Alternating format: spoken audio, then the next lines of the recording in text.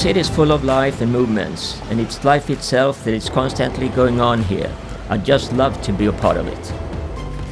I have always been fascinated by photographing people, trying to tell a story in a single image. I like storytelling pictures, and that is what I try to do when I'm out there on the streets. My name is Lasse Persson, and I'm a Swedish street photographer based in Stockholm. I was on assignment in Poland for a magazine, and one day when I was driving on a narrow road, I saw a horse and a cart, so I slowed down. A lorry appeared and, to my surprise, drove straight into the horse and cart from behind, which collapsed, and the coachman was injured as he fell down on the road. After a while, the horse died on the spot, and the coachman was helped by the lorry driver. I was only a few meters away from these three men. I had no eye contact with them.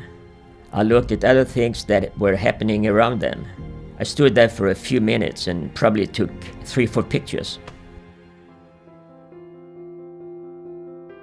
I looked at my old black and white pictures from the 1960s and 70s, and I realized it was street photography that I've been doing all the time.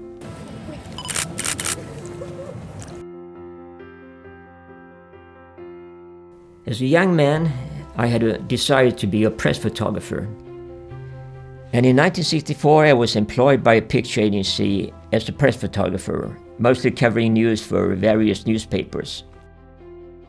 After 4 years, I quit my job and started as a freelance photographer, which I combined with more extensive travel in Europe and the United States. I worked as a freelancer for 8 months and traveled for 4 months per year, and I continued like that for quite many years.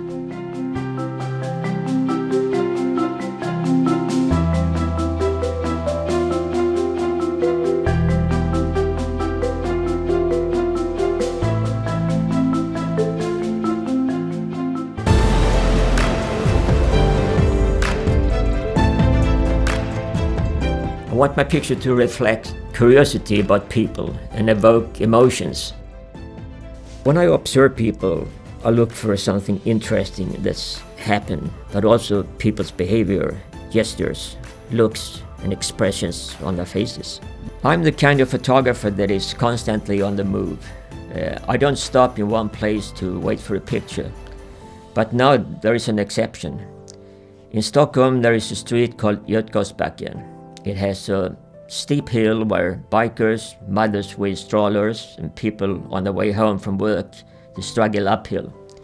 Here I found a place to sit and watch people pass by while I'm shooting.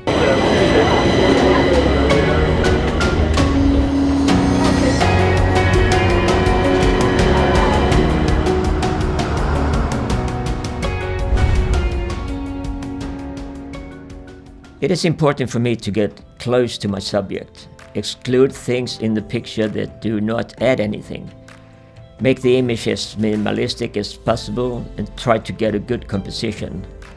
All this in a few seconds. It's difficult, but this is what makes it a challenge. Today, I only take pictures in color. I see the world in color, so it feels natural to me.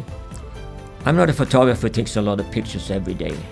I have high demands on myself that my pictures should tell a story and hopefully evoke emotions.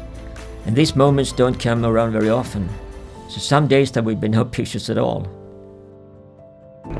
I avoid eye contact with people because if I'm spotted, the picture is gone. And I don't think that I ever talk to anyone that I've been taking a picture of. I hope that I as a photographer and my pictures have improved over the years, but my style is the same as in the 1960s and 70s, with the exception that today I have much more humor in my pictures. Soon I will turn 80, and photography has been a lifelong passion for me. And I'm still out there on the streets taking pictures. All I can say, it's been fantastic.